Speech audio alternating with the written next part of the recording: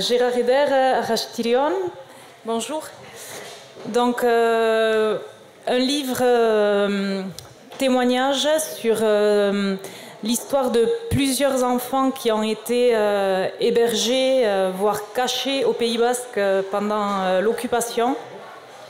Donc, une centaine d'enfants qui ont été gentiment hébergés, sauvés en fait pendant cette période tragique.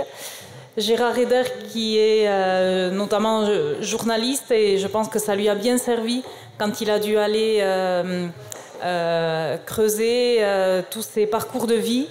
Donc il nous rend des témoignages vraiment très forts, intenses et poignants de ces enfants, parce qu'il y en a encore qui sont vivants. Et donc un ouvrage qui a un écho particulier évidemment aujourd'hui, en cette période vraiment néfaste et violente à l'international. Donc Gérard Eder, je te laisse présenter comme tu le souhaites pendant quelques temps, et puis on va donner la parole aux spectateurs. Bon, merci, bonjour. D'abord, en deux mots,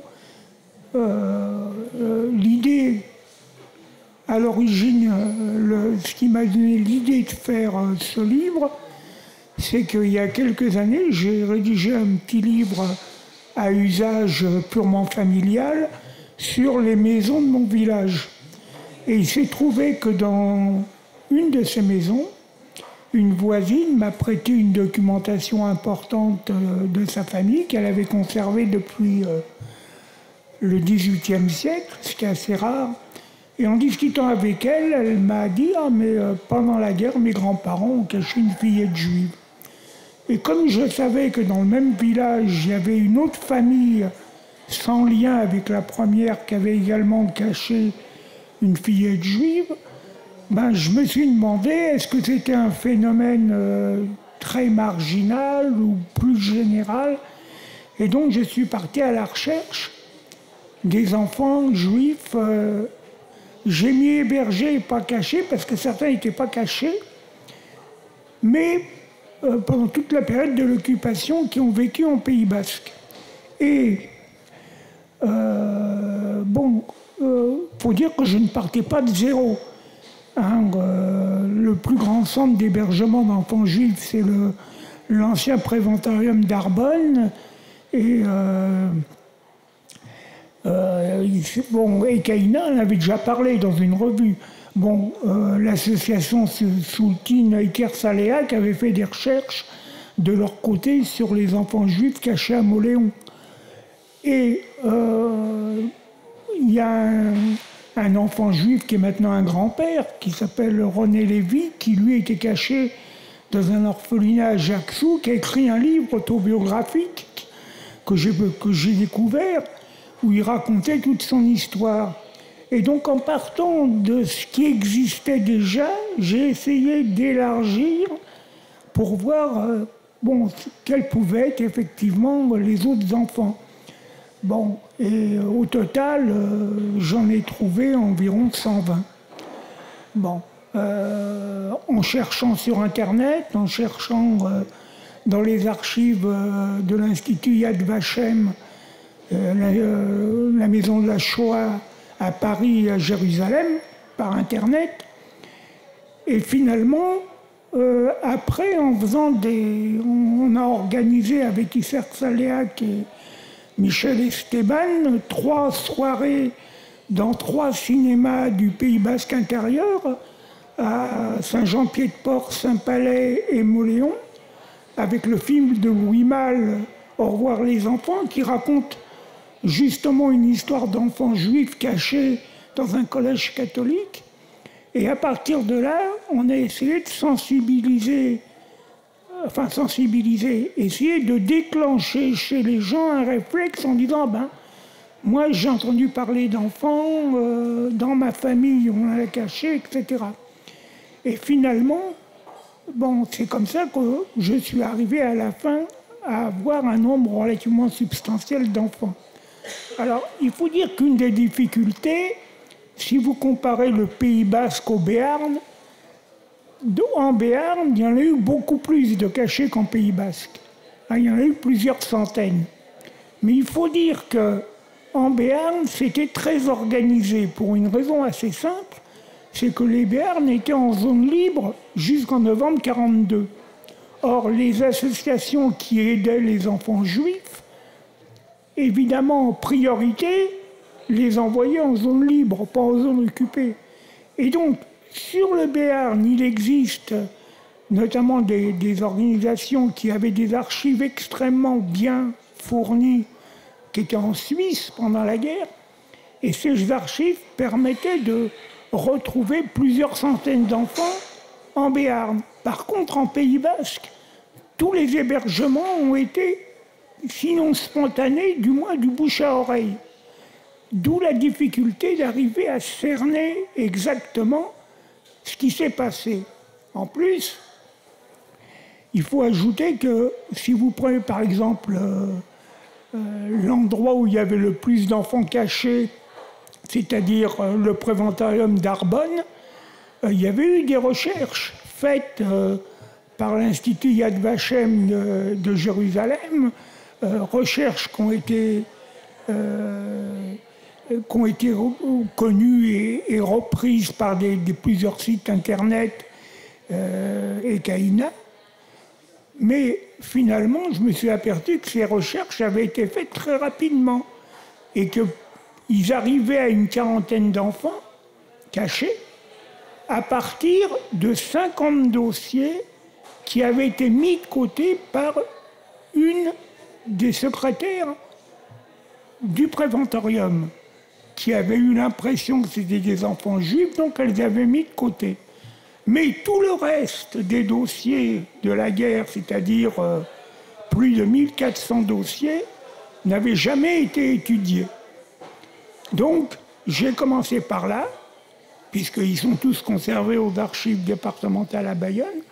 Et donc, au cours des mois, j'ai étudié ces 1400 dossiers en essayant de les croiser avec ce qui existait déjà, c'est-à-dire avec le livre de Klarsfeld sur la déportation des Juifs de France et un autre livre de Klarsfeld sur les enfants juifs déportés.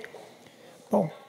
Et là, j'ai découvert que, contrairement un peu à ce qu'on pensait, il y a quand même un certain nombre de fillettes juives qui étaient cachées à Arbonne qui ont été déportées. Toutes n'ont pas été sauvées. C'est-à-dire, tant qu'elles étaient à Arbonne, elles étaient relativement à l'abri, je dis bien relativement. Dès l'instant où elles ont quitté Arbonne pour rejoindre leur famille à Paris, il y a au moins 7 d'entre elles qui ont été déportées. Et en même temps, j'ai tenu, là ça sortait un peu de mes recherches, à voir quels étaient les enfants juifs du Pays Basque, c'est-à-dire nés en Pays Basque et habitant en Pays Basque, qui avaient été déportés. Et là, j'en ai retrouvé une douzaine. Et donc, si vous voulez, l'idée, ça a été, avant qu'il ne soit trop tard, d'arriver à restituer cette partie de mémoire de l'occupation et du Pays Basque. J'ai dit avant qu'il soit trop tard parce que, en tout et pour tout, j'ai pu rencontrer 4 enfants juifs de l'époque qui sont toujours vivants, et qui discutaient avec eux. Alors leur mémoire n'est pas toujours très claire, donc il faut toujours recouper. Mais l'immense majorité des témoins de l'époque ont disparu. Par exemple, je cite dans mon bouquin une famille de Saint-Martin d'Arboreau qui a hébergé une fillette juive. On a ses photos avec le grand-père, avec la famille et autres.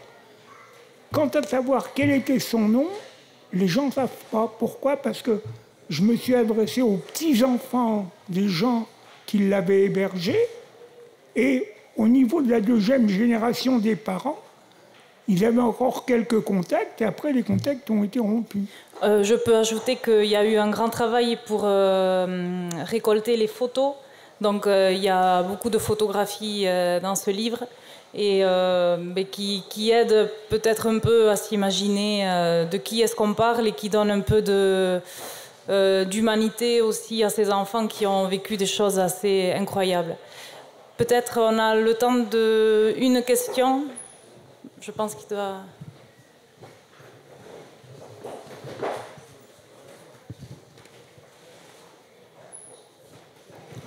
Galdera bat, une question, oui.